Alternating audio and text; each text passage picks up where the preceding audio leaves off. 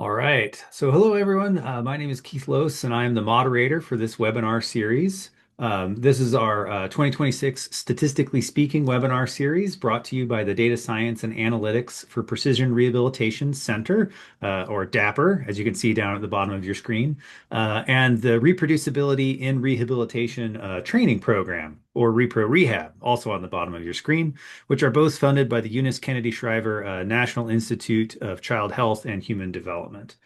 This year, the focus of our webinar series is to equip rehab researchers with principles and phase-appropriate principled phase-appropriate approaches to sample size planning, which go kind of from feasibility to pilot studies to clinical trials. Our guest for this session is Dr. Aaron Caldwell. And before I introduce Dr. Caldwell, I just want to remind everyone to please mute your microphones for the first part of the session. In the event that someone is unmuted, please don't be offended if Octavio or I put you on mute. The first part of the webinar will be Dr. Caldwell's presentation. If you have clarifying questions during that presentation, please put it into the chat. And then as the moderator, I can ask that question when we get to kind of a good stopping point. Um, After the initial presentation, which we record and will be posting on YouTube later, we will then stop the recording and open it up for a more like general Q&A. So if you have a more long form question, feel free to also just to save it until the end where we'll have a more interactive Q&A. During the Q&A, please use Zoom to virtually like raise your hand, and as the moderator, Octavio and I can call on you one at a time. Alternatively, even in the active Q&A, if you just want to put your question in the chat, we can handle that as well. So I want to quickly turn this over to Dr. Caldwell, but before I do, I just want to say that I'm really excited to have him here to give this presentation. He is the author of a number of R packages, specifically related to sample size calculation. So the superpower package is one of those packages that I'm sure we'll be seeing in his slides. I also want to talk about Dr. Caldwell's commitment to open science, not only sharing those things, through R, so they're easily disseminable to the community. But he's one of the founding members, if that would be the correct term, of the Society for Transparency, Openness, and Replication in Kinesiology, which within sort of the exercise science to rehab world has really done a tremendous amount to move the needle on preprints, open access publication, and generally like good replicable open science practices. So I'm not sure if that will come up in Aaron's talk, but if you're not familiar with it, I would highly encourage you to check out STORC, the Society for Transparency, Openness, and Replication in Kinesiology. And without further ado, I'll turn it over to Dr. Caldwell. Awesome. Well, thank you for that introduction. I'll pop over my slides here in a second. But yeah, thank you all for having me today. I'll pull up those slides now. Let's see if it'll let me. There we go. There we go. And there's everybody over there. Perfect. But today I'm going to be talking about power analysis with repeated measures as a way to justify your sample size. And I say justify your sample size because power analysis is just one way to justify sample size. There's many different forms of sample size justification that don't involve power, but my area of interest with this is mainly focused on statistical power. And today I'm going to talk about the good, the bad, and the simulated, and big emphasis on the use of the simulated to get your power analysis done, because it's a very flexible approach. Let's see if that'll work. There we go. So one of the things that I noticed when I was in graduate school, so a lot of my passion for this, a lot of the code you're even going to see today, I developed when I was a graduate student in exercise science, actually, rather than biostatistics, is that repeated measures are everywhere. And I assume they're everywhere in rehabilitation research based on the rehabilitation articles that I've reviewed at various journals. The problem is that there's not that many tools for handling that type of repeated measure structure, or at least ones that are, I would say, easy to use. And the main reason is that it's harder, less intuitive, and I would say there's a lot of common mistakes. There's actually even a lot of common mistakes, as I'll talk about in the pitfall section of this presentation, when it comes to the software itself. So you can put in the same exact effect size for, say, my superpower into, say, something like G power, and you're going to get two different power calculations or two different sample sizes. And the reason why is that they're both are saying the exact same effect sizes for different actual effect sizes. So you got to be really careful, which is why I tend to prefer simulations because it makes you be explicit about what you're actually calculating power for. Um, and another underrated aspect, and this is something I've kind of developed more recently because I was even doing it wrong for a very long period of time, is that repeated measures is not a design per se, but an encapsulation of many different possible designs. And I think depending on what type of repeated measures design you have, can greatly affect not only what analysis tool you're going to use, but if your analysis tool changes, it's going to affect how you're going to actually estimate your statistical power for that study and justify your sample size. Um, so today what I'm going to do is give you some practical tools and frameworks to quote unquote get it right, or at least closer to getting it right, in my opinion. And as I'll say here in a second, I may be a little bit biased. But some just basic terminology. When I say repeated measures, I'm talking about studies where you have the same subjects measured at multiple time points. And again, that's a broad umbrella term for many different types of studies. And I've split them, and I'm sure there's many, many, many, many, many more subtypes here, but I've really split it into two different types of repeated measures designs, which is one is the crossover design. So each subject receives all possible treatments in a sequence or a subset of treatments in a sequence, and there's a within subject treatment comparison, right? So like from my dissertation study, you would have, it was a crossover design where subjects came to the lab one day and they sat for, I think it was 4 hours, and then they came back another day and they stood for 4 hours, right? And there was some other stuff going on there that's way more complicated, but that's crossover, right? They're crossing over into each of the other conditions. Um, but there's also a completely different type of design, which would be your more longitudinal, or they say, I think in the econometrics literature, your panel designs. And that's repeated measures over time. So this would be your classic, longitudinal randomized control trial where, you have treatment A, treatment B, people are assigned that treatment, they stay on those treatments, and we track them over time. And then we see how they're going to do it 4 weeks, 6 weeks, 12 weeks, whatever the time course of that study may be. The difference here is that trajectory is the focus for the longitudinal designs. And that's different than a within subject treatment comparison. And we'll see the implications for that with power analysis here in a little bit. And again, these designs are going to share some similar features. They may even have similar analytical tools that can be used them, but their estimands and their analytical approaches are different, right? So I've mentioned the analytical approaches. I should also define estimand, which we can just simply call that the quantity you actually want to estimate in your study. So think of that estimand, what we're actually trying to estimate, and then at the end of the study, once we have an analysis tool, we get an estimate. So, what makes repeated measures actually harder? Well, I tend to think of it as there's parameters that people aren't specifying or forgetting to specify. Often the correlation between repeated measures, and it's not just the number, it's the structure of that correlation that's important to specify, or may be important to specify. You can simulate to find out. There's the variance of the change versus the raw scores. Those are two different quantities that are affected by the correlation. So there's often some confusion there. So if we have, say, this really comes up where, if you have a Cohen's d from between subject study and then you apply a crossover study to that exact same, quantity, the standard deviation that's underlying that standardized mean difference is different. There's also different things like period effects. So if we have a crossover study, there may be some learning aspect. So say, from my previous research with the Army, we maybe did a 2-mile run test. It's conceivable that over the sequence of the crossover study, people would slightly improve their 2-mile run time just because they're more used to the protocol. So that's what we have, a period effect or a learning effect.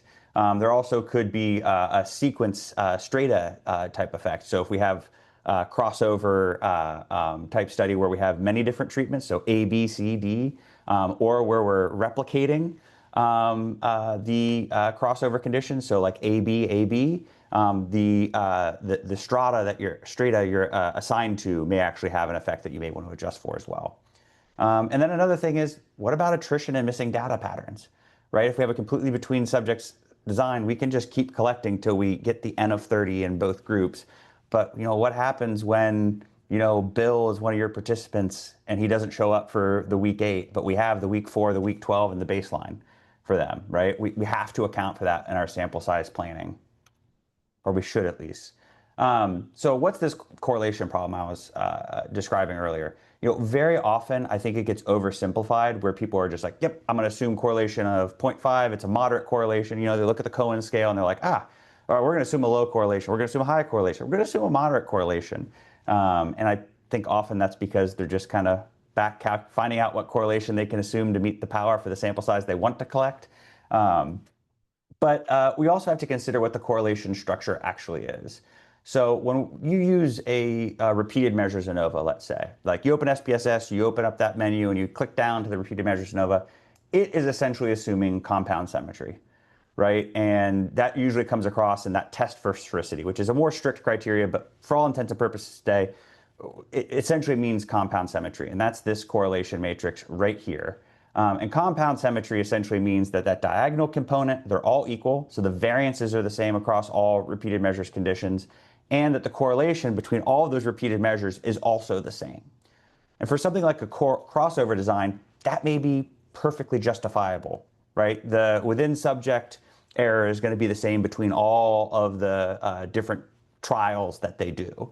But when we talk about something like a longitudinal study, it's perfectly reasonable to suspect that the correlation between someone's baseline measurement and their 4-week measurement will be higher than their correlation between their baseline measurement and their 24-week measurement. All right. And in those cases, you may want to assume an autoregressive type 1 correlation, which essentially just use an explanation to essentially say, hey, that correlation is going to decay the further away those measurements are from each other. My hand's actually on screen here. And then, we may even just go with a completely unstructured assumption of covariance matrix. And even in that case, we could make the variance vary across conditions and over time. So, each different pair of repeated measures has a different strength of correlation, right, in that unstructured design. And that would be the most consuming as far as degrees of freedom are. The more complicated we go with, say, the AR1 or the unstructured, the more degrees of freedom we're going to eat up. But they're going to be a little bit more flexible in what we're actually trying to model. So a little bit of roadmap of what we're going to go into next now that we've gotten down the basic components. First, the good. I cut the actual power package here from the presentation, but there are simple approaches using canned simulations with my package, using superpower. That's good, that's great. But these assumptions can break down and fail, even when the assumptions don't fail, if the ANOVA isn't answering your question, right? And I think most often what I'm increasingly seeing in the papers I'm reviewing and the protocols and grants I'm putting in is the ANOVA is not answering the actual question that you're after, right? And I think it's really important that we match the analytical tool to the tool that we're actually to the power analysis that we're actually performing. Now there is a caveat I'll bring up at the end with a conservative power analysis, but often the ANOVA isn't what we're actually after here. And then the simulated. You can write your own custom simulation of your actual analysis plan, right? And I think nowadays, as I'll review at the very end, it is increasingly easy to do. And the barriers to do this are much lower than they used to be, even compared to when I was in grad school just 7 years ago. And then a little bonus at the end, which we'll hopefully have time for, is I'm going to go through some just kind of practical lessons that I've learned over the years. By the way, if I ever talk about a flaw and people are doing this and it's bad, I can go ahead and say, I guarantee you the person that's doing it that was bad was me. So I'm preaching from experience, right? Like I'm the sinner when I'm talking about the person who's flawed here. And then I'll go into a paper I'm working on, which is the Go Deep framework for sample size justification, which you can put into your grants. So the good. Let's go into my graduate student project of simple simulation power with superpower. So what is superpower? Superpower is an R package with some Shiny apps for factorial ANOVA power analysis, which provides an exact simulation, which we won't get into too much of the details of that today, and a Monte Carlo based simulation approach for estimating power.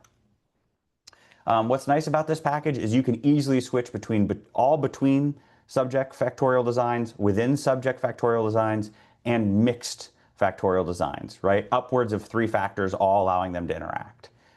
So it's really flexible in that, like, you could say, oh, we want to do all between subjects across, this factor by this factor. Okay, well, what if we actually made it a partial crossover study, right? Where we do, everybody's randomly assigned to A, B, or C, but they're going to get measured at 1, 2, and 3 within each subject. So you can easily switch between the different design types as well.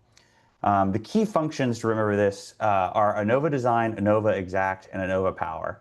And essentially the way it works is you explicitly define your design using ANOVA design. That saves as an object. You can then kind of inspect that design to make sure all the design parameters are what they're supposed to be.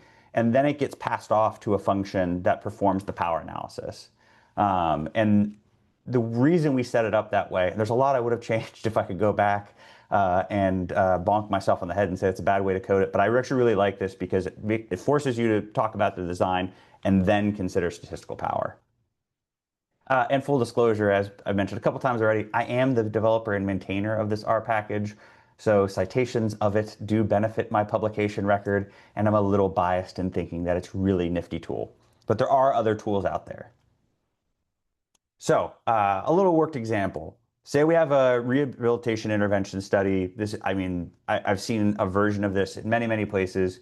We have some treatment versus control condition, right? So let's say standard of care is this, and then we have some new version of standard of care or new drug we're going to give people or new, gadget that we're going to get people to, make sure that they're more compliant, let's say. That's going to be our between subjects factor, right? So subjects are either going to get randomly assigned to treatment or control, right? They're not going to cross over between the two. And the reason why is we're going to measure them at 4, 8, and 12 weeks, right? And one of the things you'll notice, and we'll get to this in the later slides, I don't include baseline here, right? Because at baseline, there cannot be any differences because that's when randomization occurs. All right, and then let's say the primary outcome is some functional mobility score.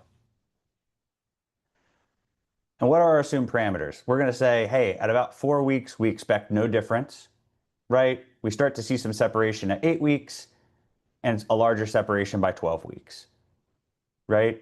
And over time, right, across both groups, we're expecting some level of improvement. We're just expecting the improvement to be greater over time in the treatment group.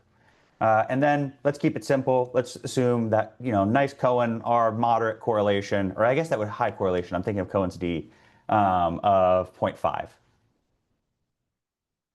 So the design is pretty easy to set up using superpower. What you do is you say, open up this design, you say the design explicitly. And the way we do this is it's essentially number, letter, asterisk is the approach. And you can have up to 2 asterisks with 3 of that number letter component. And so 2B means we have 2 levels in this factor, and it's a between subjects factor. Then the asterisk says, okay, now I'm going to add a condition. And that condition is going to be 3W, right? And that's those 4, 8, and 12 weeks, right? So that means 3-level condition, and it's within subjects, right? So that's why that correlation is going to start applying.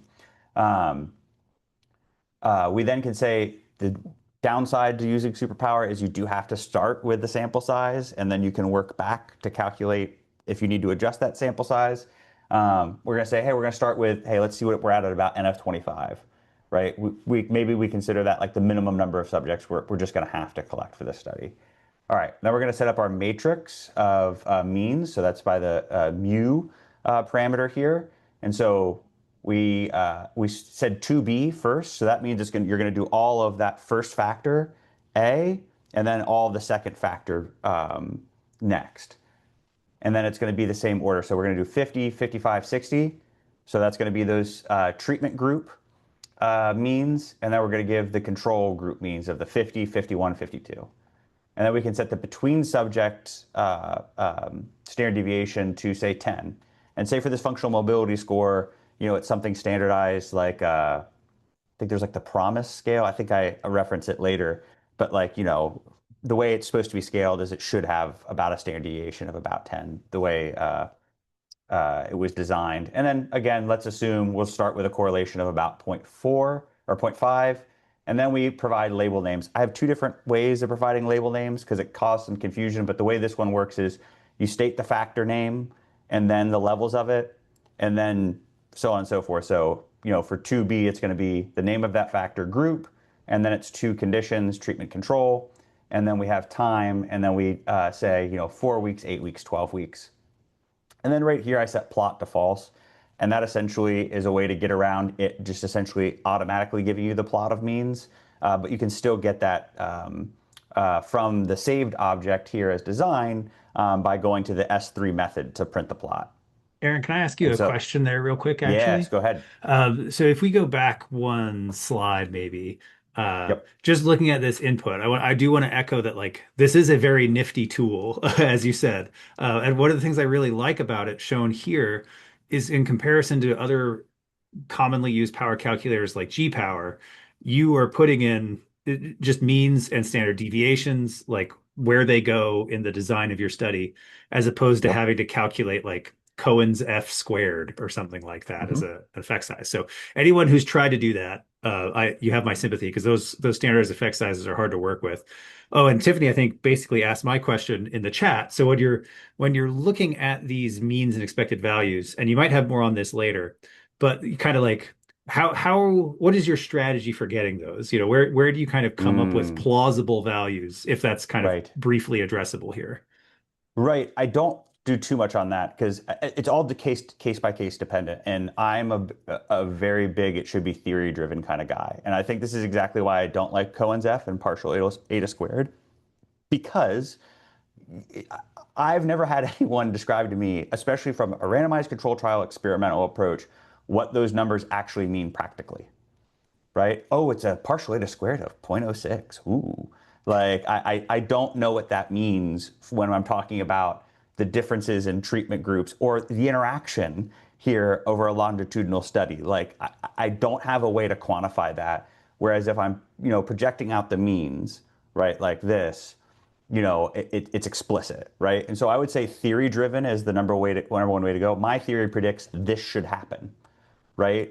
The other way of doing this is I would call like the worst case scenario. And by the way, I do both of these types of power analysis, the theory driven and the best case scenario, probably for every study, right? Which is I start with the theory driven one, which is like, ooh, I have enough power for sure if everything is exactly how I hope it would be.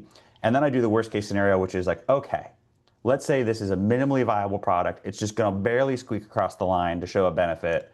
Like, at minimum, we would at least want to see, right? Smallest effect size of interest, we would at least want to see this amount of separation by 12 weeks, right? With this amount of separation by 8 weeks, right? So that's the way I would go about it. And I think reviewers have tended to like this approach when I've submitted it because I'm explicitly saying, this is what I'm justifying. This is what I expect. I'm going to have this much power to detect that. And I'm explicit about it rather than just saying, like, yeah. These numbers, 80% power, thumbs up. So I think it's being explicit and using theory is my way of doing it. That answer the question?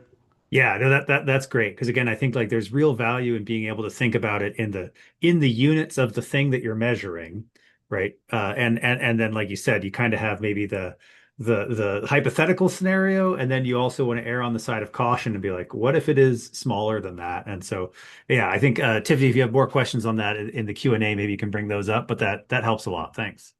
Yeah, and I think one of the things I would say is like, I always think that Lord Kelvin quote about like if you can't express something in numbers, you have a meager understanding of the subject matter. And like, I use partial eta squared in power analysis, but that's only in cases where I'm working with a PI where it's like we really just don't know the quantities yet. And we're like, hey, given this design and all the design parameters, we have at least enough power to detect this. We don't know what that means quite yet because all these other things are undetermined yet. But I think, being explicit like this is the way to go because you're actually talking about the actual quantities you're trying to measure. So one of the ways you can check your design is through this nice little design plot like this. So it's essentially just showing you, and then you can see, hey, is this actually aligning with what I wanted to show, right? So we can make sure, okay, yes, it is the treatment condition and the way I set up the design matrix that's getting to 60 by 12 weeks, right? We can verify those numbers, and we can also verify that standard deviation that we entered. And then it's super simple that you just essentially hand it off to this ANOVA exact function. I would hand it off to the ANOVA exact 2 function, actually, because that has a little hack in it. It's not that, this function is not that bad for repeated measures designs. This one breaks it down when you're using an all between subjects design, because that's assuming there's no correlation between any of the conditions. And this ANOVA exact function uses an exact simulation that produces a data set that has all of those population parameters exactly in the study. So like the correlation is exactly 0.5 between these two conditions. Um, and then it back calculates power, right? Because it gets that partial eta squared for you and calculates it for you, which gives you something like this. But what we can see from here is, roughly 39% power for the group main effect, 97% power for the time main effect, and 70% power for the group by time interaction. Well, what does that mean? Interpreting these results. The main effect of the group is essentially answer the question is, are the groups different on average across all time points? Right? We should see some type of main effect here, if given enough data, because we know there is some separation between the groups. Do the scores change over time? Right? Again, averaged across the two groups. And again, the way we set the simulation is we know that's also true. But the group by time interaction may be what we actually care about, because this is talking about the pattern of change differing between groups. And we're talking about this treatment study where we're wanting to see if that effect is actually separating between the two groups longitudinally. As far as the ANOVA is concerned, that's actually the effect of interest. So what we want to power for is that group by time interaction. And so what that exact power analysis just told us is, yeah, we're going to have to collect more than 25 participants. So we may have to iterate that power analysis a little bit in order to have enough power for that group by time interaction for the given parameters we put in. Another thing to consider here is that the correlation will matter. And so there are times where I'll even run something like this. And this essentially is just going through and running that exact same simulation multiple times at different correlations and different sample sizes. So it's just essentially varying through each loop a different sample size and 3 different correlations. And so we could use some code like this to then create a little power curves like this, where we can essentially say, hey, by n of 40, we've achieved adequate statistical power if the correlation's 0.5 or 0.3 or 0.5 or 0.7. So let's call those the optimistic conditions. But the pessimistic conditions, we're just right under it, right? So maybe we bump up to 45 then, right? And in that scenario, or maybe, we say, hey, we think that pessimistic condition is extremely unlikely, and we're pretty close to 80% power anyways, right? There is subjectivity even in these objective measures, right? You have to draw a line in the sand somewhere sometimes. So, I'm not going to come around and be like, you did the wrong power. You selected the wrong sample size. You did 40. As long as you can justify why that pessimistic assumption isn't necessarily valid and why n of 40 is maybe the most you can collect. So let me pop over to that app real quick. Uh-oh. Oh, that's not good. We'll see if that breaks things later. I thought it would. I didn't set the settings correct on that. But this is the Shiny app. So let's say you're like sitting here being like, hey, man, like I don't do R code. Like that's not how I roll. I have created 2 Shiny apps that allow you to do these power analyses. It is an app. Anytime you have a graphical user interface, like you lose a lot of ability to do little tweaks and stuff. But this can get you 90% of the way there. So I'm going to go pretty quick and not replicate what we just did because I have a lot more slides to get through that I'm probably going to have to reload now. But essentially, it runs the same way. And what it's doing under the hood is it's actually using that R code. So we essentially just say what type of analysis it is. We tell it how many factors. Again, we can do within between. We can enter in the factor names if we'd like, but we don't have to. We can just do A, B, 1, 2, 3, right? We can then tell it the sample size, the standard deviation, and that correlation, right? And so we can essentially set up the exact same conditions we did before. It's going to show you this. It's going to show you what that design is. And then we can essentially go through, oh, that's not good. I may have to do some debugging later. This is the joy of running your own server, Oh wow. And of course, it's always when you live, that's when it's gonna pop up. right? Oh, wow. I went through this just the other day. All right, I'm gonna have to check my server log. But essentially what you can do, here, let me see if it breaks. That is crazy. I've never seen it act this way. Hold on. Let me just even try. I've never seen it act that way. Okay, so it's broken. Sorry about that. But one of the nice things you can do, let's see if that even works. Well, when it works, one of the nice things you can do is download a PDF report. So it actually details everything and gives you explicit like details and how to interpret the results. So when it works, it's a fantastic tool. And we do have the link in the chat, and we can also put it in the description for the YouTube video later. So anyone Yeah. who would prefer to work with this through the GUI, you can follow up on that link later. Aha, that doesn't work either. So yeah, it may be down for maintenance for a little while I debug the code. Um, Fun for me. But let's get into a little bit more of the bad here is, when is this function in this package worth using? It's worth using when it works, but it really has to do with your design. Does your design clearly map onto a factorial ANOVA? Are you actually going to analyze within ANOVA, right? You may not want to. That ANOVA exact function is assuming balanced design with no missing data expected, which I don't know if any of you all are expecting that. Um, and sphericity is reasonable and or corrections would have a minor impact, right? So that's a lot of assumptions we stacked on. Are you actually going to use it in ANOVA? Can you assume this? And can you assume this? And again, going back to the first one, is the omnibus test or a standard contract your actual estimate that you want, that you're actually after in this study? So when the design fits, these simple CAN simulations are fast, exact, and sufficient, right? If you can make all those assumptions, you can do that. That code renders in seconds when the Shiny app works, and you'll get a nice detailed PDF report. I just am becoming more skeptical that's a good assumption to make for a lot of people.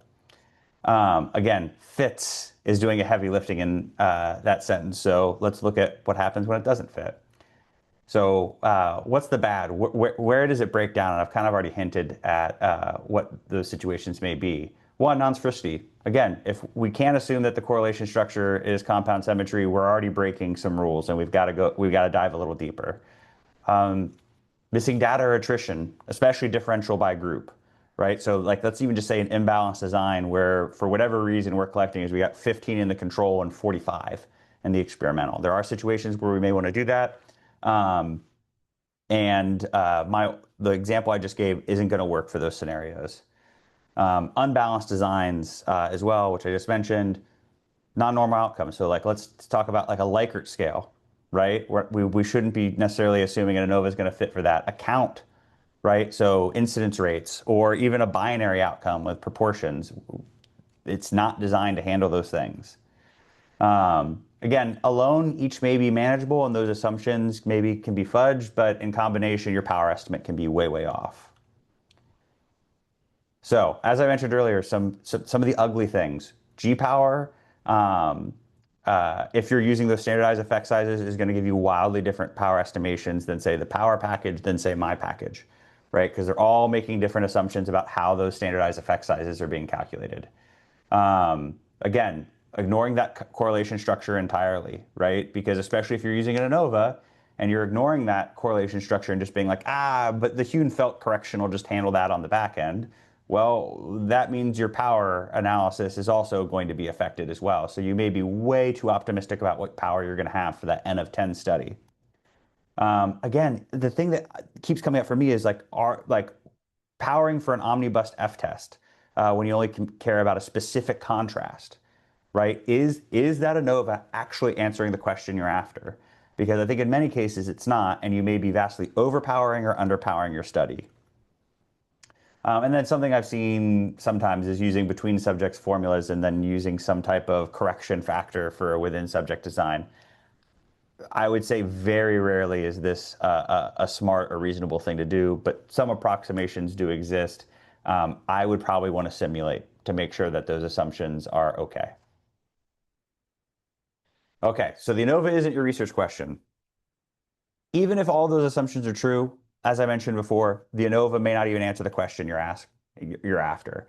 So, for example, in that last question, we may only care about the treatment effect at 12 weeks adjusted for baseline, right? That may be the estimate we're actually interested in answering, and that's where we start for our power analysis.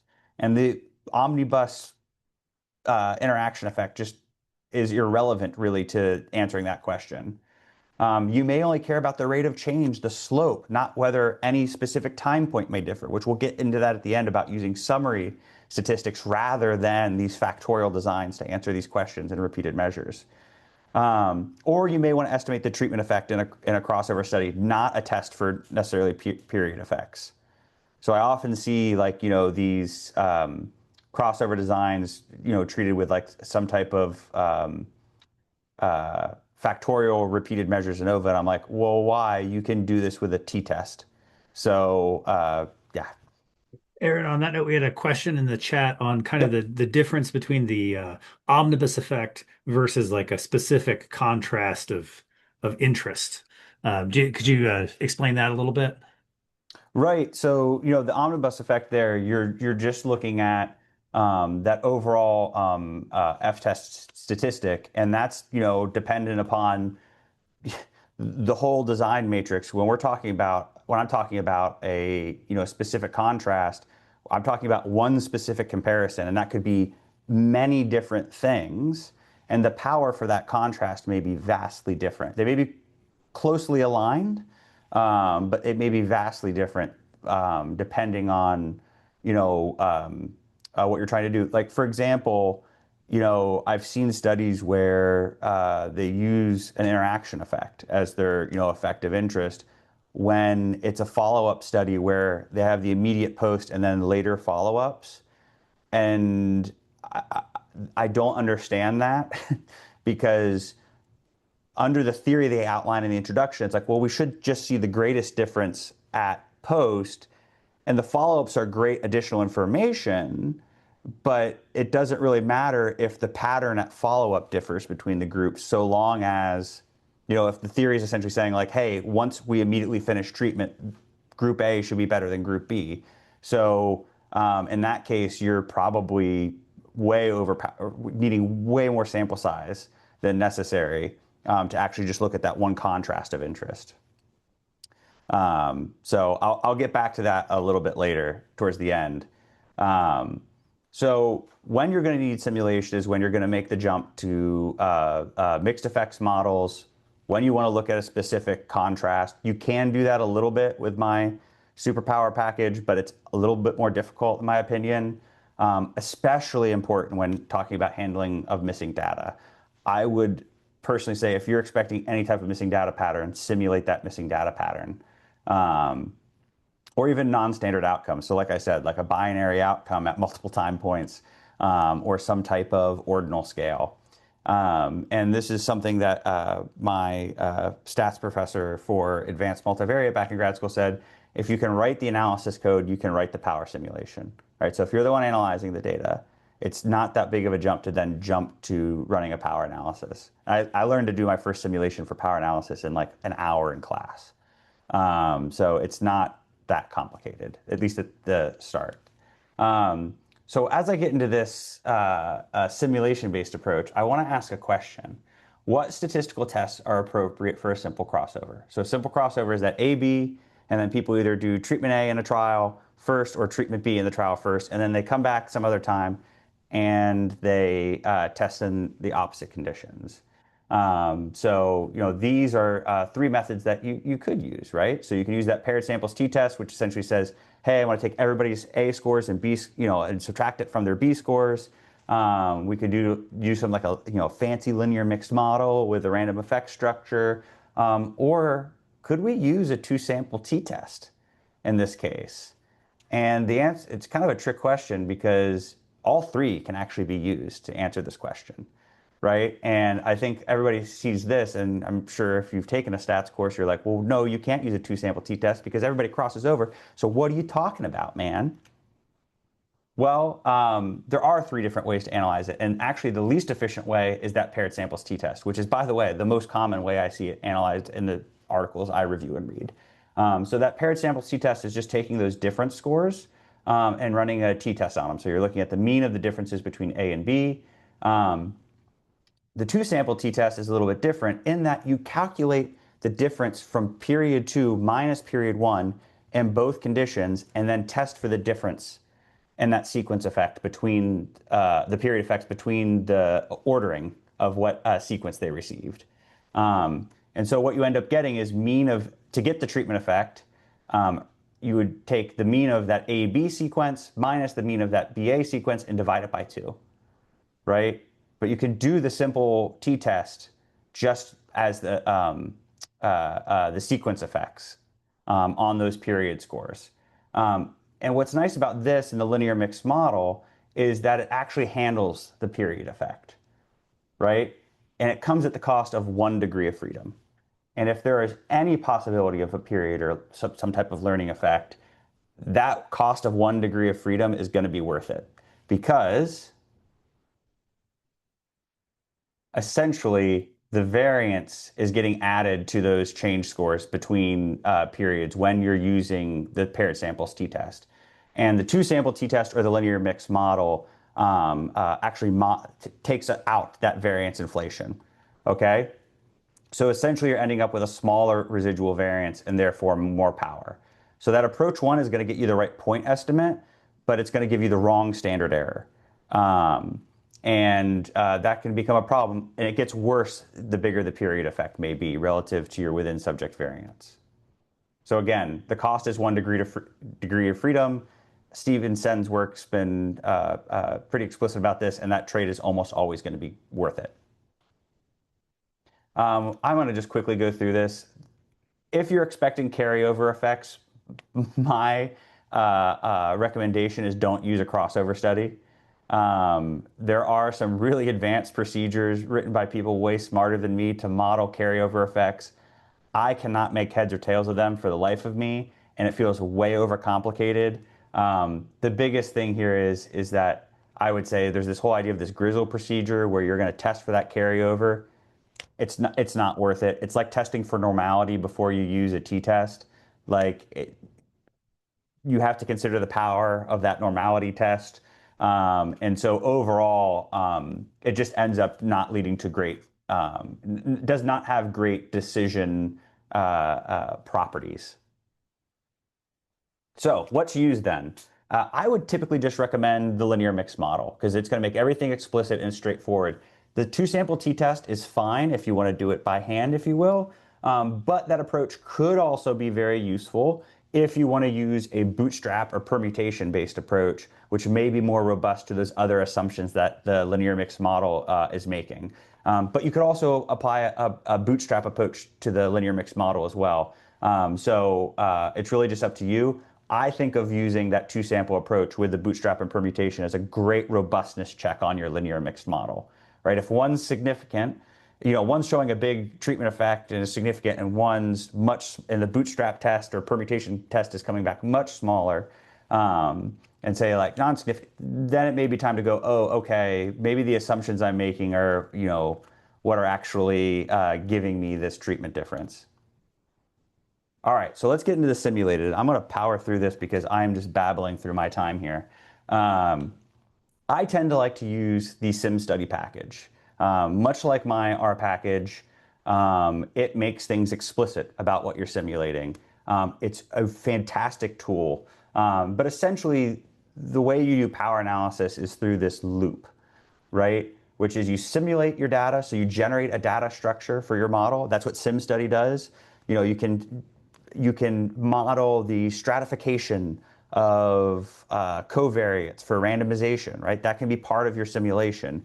You know, sex-related effects, age-related effects, those covariates on your outcome, and any treatment-related effects, missing data, right? So all that data generating model you can then simulate, and then within the simulation you then analyze it. So you take that simulated data, you apply the model you plan on using to it, and you get your estimate, your standard error, and your p-value, and then you can summarize those simulations, right? So you're just essentially going to at the end of it, you can say your alpha is 0.05. Hey, do I get a significant p-value in this specific loop for my treatment effect? Yes or no, right? And then you essentially just count the proportion of simulations where you reject the null hypothesis, and that gives you power. So if you have a simulation, you know, you run through this loop 1,000 times to have 80% power, you have to have 800 of those simulations come back significant, right? So it's really just counting. And I'll get into why this is, you know, people often say, oh, you need tens of thousands of simulations.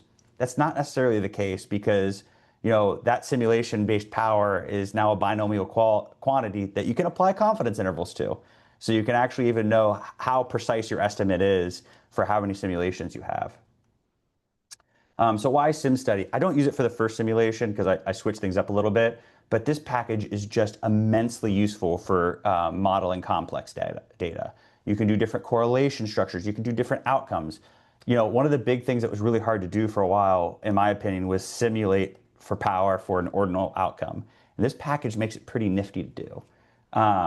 So again, it's going to handle correlated outcomes, so longitudinal data with a specific correlation structure, treatment effects, missing data patterns, hierarchical and clustered structures.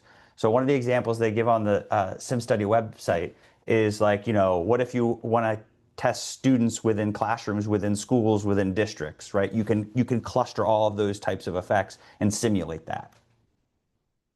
Um, and it's so readable of code. I'm a tidyverse nut. It uses a data table format, but I just love that like you set a data definition and then it generates from it, right? And that kind of stepped procedure makes it super readable and easy to debug, in my opinion. So let's just do a simple one to start. So let's take a crossover using Sen's approach or comparison of Sen's approach with two treatments, A and B. Each subject receives both. You know, the example Sen often gives in his papers is like, you know, we're going to look at different asthma medications and, you know, asthmatic patients, right? And then they're going to look at the FEV score.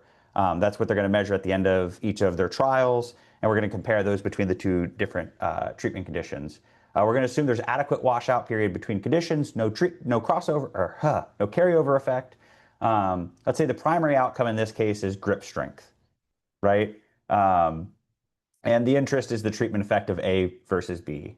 And again, following Sen's approach, we can include a period effect in that data generating model. Not a standard thing you have to assume, but it's something you can include.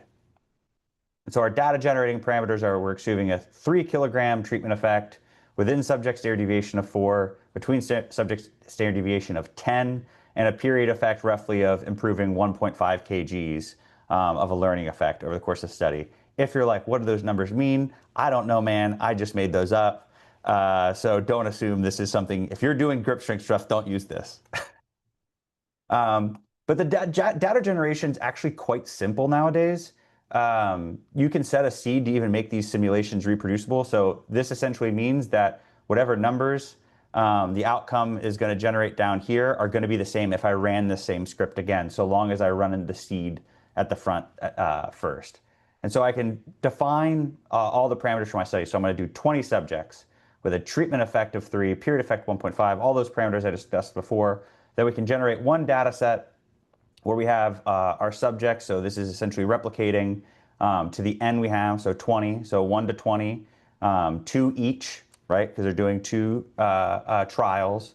Then we have that random subject effect. So, you know, we can essentially are simulating that error, that between subject error. So we essentially are saying we're using this R norm to calculate what that variance will be, or that random selection will be with that between subject variable or between subject SD set to 10.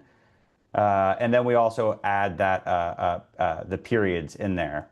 And then we can randomly assign treatment to the study in this section here. And then we end up calculating the outcome down here, right? So it's our random effect plus our treatment effect times treatment plus the period effect with the within subject variance added to it below, right? So it adds up like a formula, and we just add the error with this R norm here, right?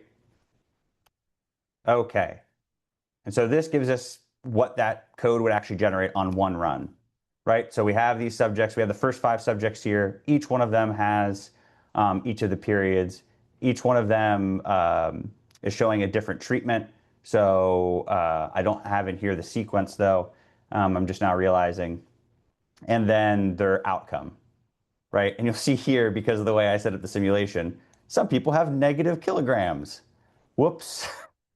So something to check, right? Right? Does my data generating model make sense? In this case, for me, no, it doesn't. And I should probably go back to the drawing board for what parameters I'm going to set. But let's just go ahead and proceed anyways. And this gets a little garbled because of the way R renders it.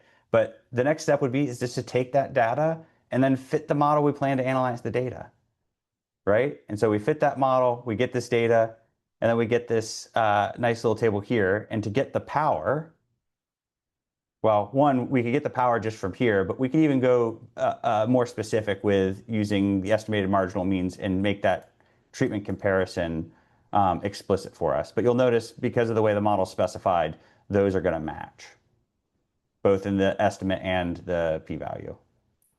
And so then we can wrap it in a power function. So it's essentially just going to run through it.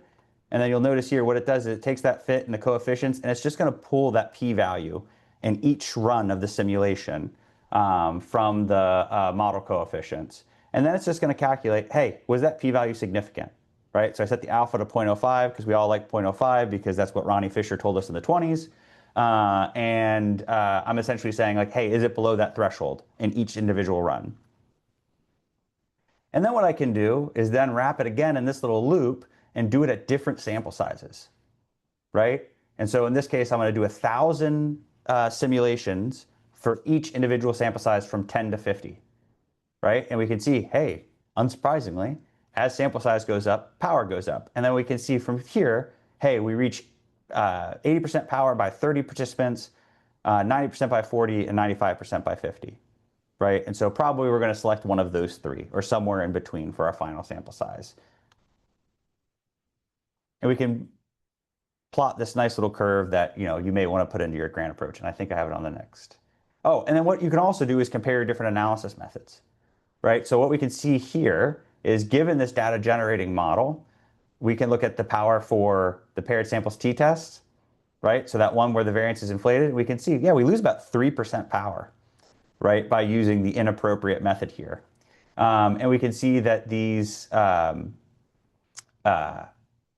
powers align pretty closely. What I'd note here is I'm actually using the canned power analysis approach here to get the power, and we can see it's 0.801. If I were to run the t-test, the two sample t-test through that simulation, I would actually get the same power as the Limmer simulation. But we can see here they're really close, right? And because by 5,000 simulations, like we don't have much error in that simulation estimate. We can also do this with the more longitudinal type design. I'm going to go through this really quick because I am like draining my time here. So again, the analytical t-test, and the way I set this one up is an analytical t-test said we needed 47 participants per arm, would give us 75% power. But what happens if we simulate the full longitudinal design, right? Where maybe we're only interested in that one time point comparison, and the t-test gives us 75% power for 47 per arm. But if we simulate this whole model with this amount of missingness, what do we end up having power-wise? And again, I'll post these slides so they can be shared widely. But we can essentially use that exact same data definition to generate the data.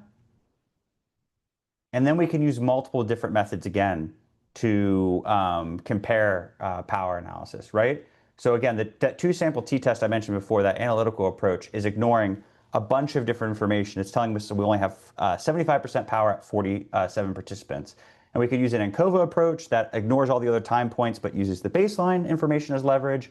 Or we can use the full mixed method, mixed model, repeated measures model to incorporate all the possible information. And what we end up seeing here is that, one, the t-test actually has lower power than we initially anticipated because the missingness, right? So we lose 5% power just because of that 10% missingness pattern. But what we also see is that if we use the ANCOVA or MMRM approach, oh my God, we're overpowered. We could actually probably drop a few subjects from this study and still be adequately powered. And I think that's really useful to use here. And you'll also notice I have standard errors on those power estimates because we have some error in that power estimate because we're sampling from those population parameters for the simulation. So we can roughly say, hey, we know the power is plus or minus 2% margin of error on 70% power, and even smaller for these higher powers. But this gives you kind of a comparison of why it may be important to actually use your actual analytical method. So again, you can extend the simulation framework to any assumption you want to make. So long as you can get the data generating model correct, and as you saw in my crossover example, the data generating model was very wrong because we can't get negative hand grip strengths. But anything that anything that can be simulated, you can then apply to a simulation-based power analysis approach. So again, you just essentially change step 1 and 2 and 3 stay the same, no matter what method you're using or what assumptions you want to make. So computational considerations, 1,000 is a good starting point for me. And again, if you're looking at 80% power, you're going to have a standard error of about 1.3%, right? And that may be enough for you to kind of start, and then maybe you move up to something higher. It's like, hey, we know this sample size should actually be about 83. Now we're going to do 5,000 runs just to get a more precise estimate and make sure that's above that 80% threshold, if that's the minimum power we want for the study. One thing to remember is the speed can be quite slow. I think for what I have generated for these slides takes all my slides, everything together. The simulations took about 15 minutes to run. So just keep that in mind as well. And one of the things I would also say is at the end, when you get to the end, the final one that you want to include in the paper, make sure to set a seed so when you go back, you don't get a different quantity. You can seed hack. Essentially keep resetting the seed to get the power you want. Don't do that. Just when you get to your final, solution there for your power, set the seed so that way you can reproduce the script. And then I would also do a validation. Check this simulation recovers a known analytical result. Why do I do that? Because even when doing these slides, the simulation was broken in a way I did not expect, and that sanity check kept me from making a huge error in what I was showing you here today. So some pitfalls. And again, these are some things I've learned over time.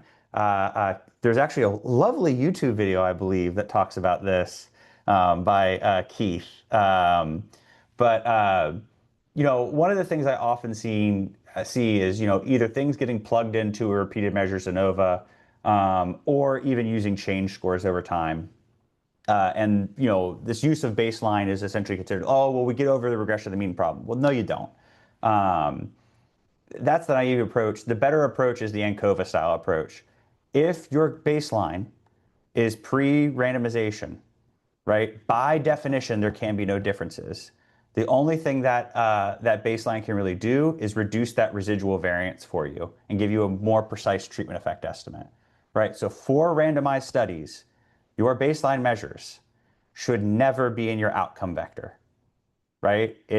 Unless you're using a constrained longitudinal data analysis, a CLDA model, which I would venture to guess nobody else in this room has heard about.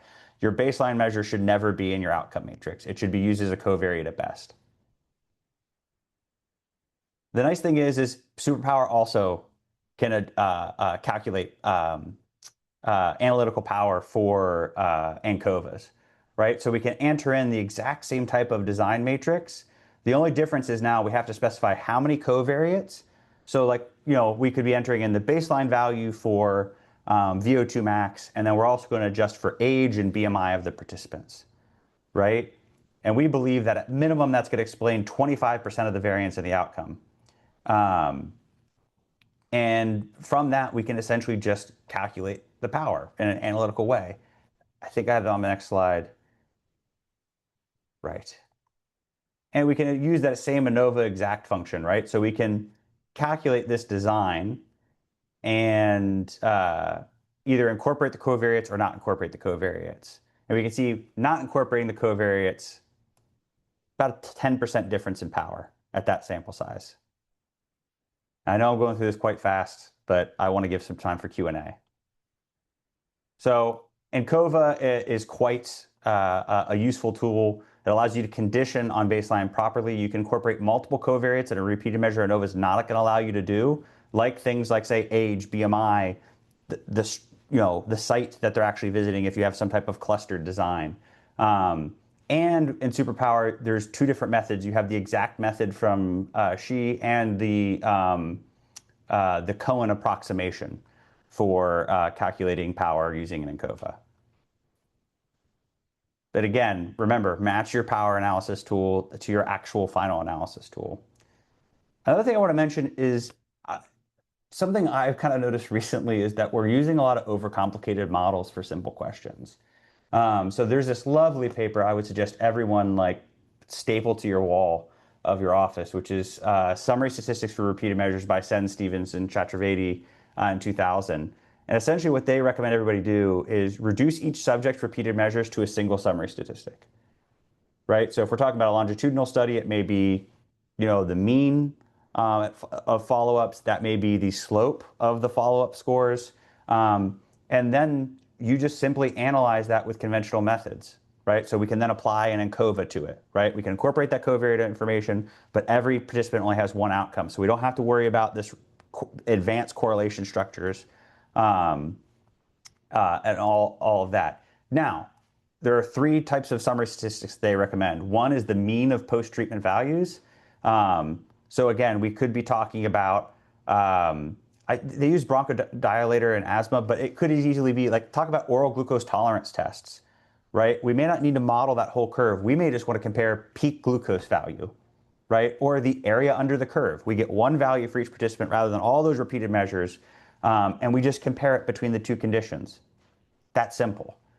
We could take the ordinary least squares slope, so that essentially means fitting an OLS model to each participant, and then taking that slope, and that slope is your summary statistic for each individual. You could also do regression through the origin, which is essentially just you subtract the baseline from every participant, right? So everybody's origin, their intercept is going to be 0, and then you fit a model where you force that intercept to be 0, and you get that slope.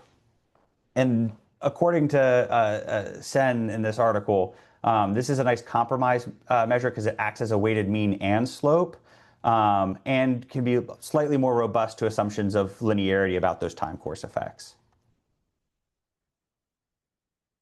And then the nice advantage of this is you don't have to set the correlation structure or make any assumptions about the correlation structure, and you can incorporate baseline covariates quite easily if you're talking about a between subject design with repeated measures. And this simplifies the power analysis. So if your estimate can be expressed as a summary statistic, your power analysis reduces to a t-test on the summaries, right? So we don't even need to go to the simulation stage if we don't want to. We can just power for a simple t-test.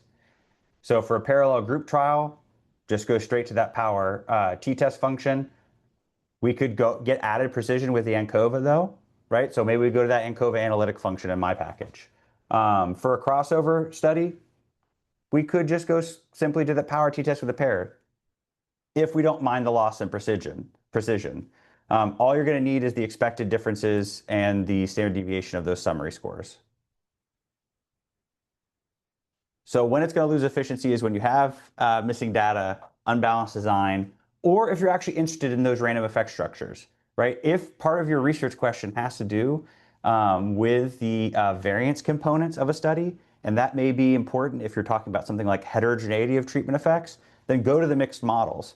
But if you're just really trying to say, hey, this lowers peak glucose, you can just go to the simple summary statistics approach. Okay, and then this is the other thing that gets me is people doing the wrong estimate. So a lot of times we talk about this group by time interaction effect. And I think a lot of times people just care about either, the summary statistics, which is these first two bullet points, or a specific pairwise comparison. So an example Sen makes in his book on statistical issues in drug development is, we may not be interested in the F test for, say, some dosing strategy. What we may want to test first is there a difference between the treatment condition at the maximum dosage, right? And we start there, and if there's not a difference there, we're not even going to go bother looking back at the other differences at the lower dosages, right?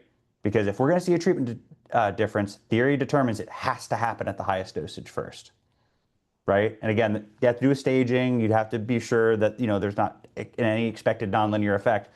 But in many cases, that may be the specific pairwise comparison of interest, and that's where we start with, and the interaction effect is completely irrelevant to the research question.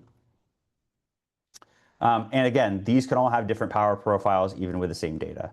So it's really important to know what quantity do you actually want to estimate? What is your estimand for the study? And again, as I've mentioned here, there's a lot of different assumptions you have to make even when doing a simulation.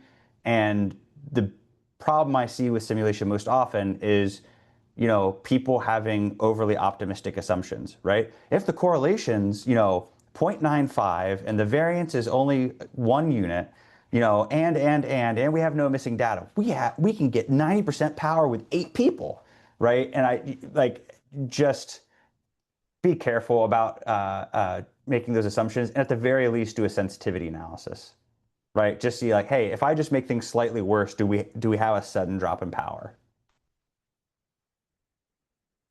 Another thing is, as I've mentioned throughout, match your power to the actual analysis you want to use. Another thing I'll mention, and Keith has written about this more than I have, Bayesian methods are not a free lunch, and the quasi-Bayesian methods are definitely not a free lunch. Just because you are using a Bayesian method doesn't mean you can skip the sample size justification step. Posterior precision is still going to matter, still going to depend on the sample size. And Bayes factors are even going to have their own analog for power. So you cannot skip this step. You cannot say, oh, magically, I used Bayesian methods, so I don't have to worry about my sample size or what power these may have. All right, so now getting into my little pet project I've been working on for the past year, which is the Go Deep framework. So I don't think I need to really tell this group, but your power section is going to matter, especially when you're writing up a grant. Vague power analysis is, for me, a signal of a vague analysis plan. And a clear, well-justified power analysis signals you actually know what your design is, what you're trying to look for, and what quantity you're trying to estimate. And so the Go Deep framework is essentially a way of making that explicit, right? Essentially what I'm trying to do is create a cookbook for, hey, these are the bare minimum things you need to be reporting when you're justifying your sample size. And it starts with your goals. What is the inferential goal of your study? And you'd be surprised how often I can't pin people down on what that is. Are you trying to show, treatment superiority? Are you trying to get precision of some effect? That's going to be different, right? Is it purely just description? Your goal is going to matter. The next thing that's going to pretty be obvious, but you need to actually specify what your outcome is going to be. Like, what is the primary outcome? What are you actually trying to measure, and how is it going to be measured? Design is also going to be a factor. Is it a parallel groups design? Is it a crossover design? Is it a longitudinal panel study? Is it a matched cohort design? That's going to matter, and you need to specify that. The next thing is that I've been hammering in this whole presentation is, what is your estimand? What quantity are you trying to test? Right? The biggest point of frustration I have on this one is people go, oh, well, if the normality test comes back as violating normality, I'm going to run and do a Wilcoxon-Mann-Whitney test. And the thing I always like to bring up with PIs on that is like, well, now we're measuring two different quantities. One's about stochastic dominance, one's about mean differences, right? Those two can overlap, but they're not the same thing. And we really want to make sure we're matching our estimand to what estimate we actually want at the end of the day. And then that brings you to the estimator. What statistical model or method are you actually going to use? Right? So we start off, we want to look at mean differences. Cool. Let's use a t-test. Right? We want to talk about probability of superiority of a treatment. Cool. Let's use an ordinal model, which we can simplify down to Wilcoxon Mann-Whitney test. And then lastly, what is the population you're actually trying to study? Right? Is it elderly people? Is it the recreationally active? Is it elite athletes? And then from that population, what population parameters are you going to assume? What is the variance? What is the correlation between condition? What's the event rate if we're talking about something involving events like death or myocardial infarction? So we can kind of quickly apply this to some of the designs I've shown. So if we had that mixed factorial design, the goal could be stated as superiority. Our outcome is the functional mobility score. We have the design is two group, 3-time mixed design. Our estimate in this case, we could say appropriately or not, is our group by time interaction. The estimator for that is going to be the factorial repeated measures ANOVA, and we're going to be looking at patients recovering from a knee surgery, and we're going to assume this type of variant structure. Okay? And again, we can apply that exact same type of process, going through and filling in the boxes for that crossover design. And this is the template I tend to like to use. Now, mind you, I have never made it this short or concise before. But this is the boilerplate minimum. Saying something like, we will recruit this number of participants per group from this defined target population, which most likely your target population is just going to be what you're excluding, not necessarily what you're including. And we're going to assume this level of treatment effect with this correlation, and a simulation study with 1,000 iterations confirm this with X% power to detect this effect using this model, assuming this attrition pattern, right? And we have all of those things we need just to cover the basics of the Go Deep framework. So an example write-up, and I would consider this, again, this is the bare minimum in my opinion, is we're going to recruit 30 elderly participants in a 2-period crossover design. Based on prior data, we cite the study, we can assume that a treatment effect of 3 kilograms with a within subject difference of 4 kilograms. A simulation study essentially confirmed this with 80% power to detect this effect at an alpha of 0.05, and we validated the results against the equivalent 2-sample t-test on a within subject period differences, right? That to me is the bare minimum, right? Because we're telling us what the goals are, what the models are going to be, what we're actually trying to estimate, and then some of the robustness checks at the end. So to wrap things up, I usually don't like flowcharts, but I think in this case, it may help a little bit. If you have a study that fits into a factorial ANOVA design, you may then ask yourself, well, is it actually the ANOVA testing you're estimating? Okay, we can move on to superpower and use that analytical framework. No, can it be a summary statistic? Great. If the answer is yes to that, we can go to the summary measures approach and use the analytical t-test tool. If no, we have to go to simulation. And if no at the top, it doesn't fit into that factorial ANOVA type design, just go straight to the simulation, right? Set it up, start it, and you can iterate from there. You don't have to write up the one simulation and just go with it. Iterate, iterate, iterate. Check with the sensitivity analysis as well. So some simple resources. These 3 packages are probably the 3 primary ones I use for power analysis currently. So my own package, you can download it from CRAN, GitHub, or you can access the Shiny apps. Of course, the Shiny apps when they're working, so I'll be working on that today at some point. The Sim Study package, great documentation site for that by Keith Goldfield. Any type of thing you want to simulate, you can do there. I've also heard some great things about the Declared Designs package as well. I also have some papers here. Again, you can reference these from the slides if you want to read more. One thing I want to mention is that I was able to generate all of this analysis code using AI. And I say that because I think the barrier to entry on simulation is getting much lower. Claude Opus 4.6 is on a whole nother level starting this year. And the reason I had the code generated from Claude was that I wanted to be able to show everyone here, yeah, if you know the right prompt to give it and the right things to check, you can do this too. It's more accessible than ever. The hard part is that you have to know what you're doing still. So the time to get that power simulation, like the very first one, is much lower, but you actually have to know what to do. Part of that's the prompt. You have to be very specific. Part of it is you actually have to know the right statistical models and the right assumptions that you're going to be making. And you also, the last point here is you have to verify you know what the simulation is actually doing what you think it's doing, right? So like sanity checks, writing unit tests. Like I said, I checked the data. It gave me negative hand grip strength. That's not going to happen in real life. So you actually have to set up steps to verify you know what code it's giving you is correct, right?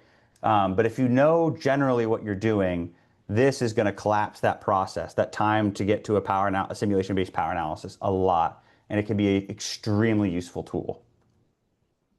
Again, AI lowers the floor, domain expertise is going to set your ceiling. And that is all I have for today. I will now take questions. I feel like we have at least 15 minutes. I can stay on a little extra if needed.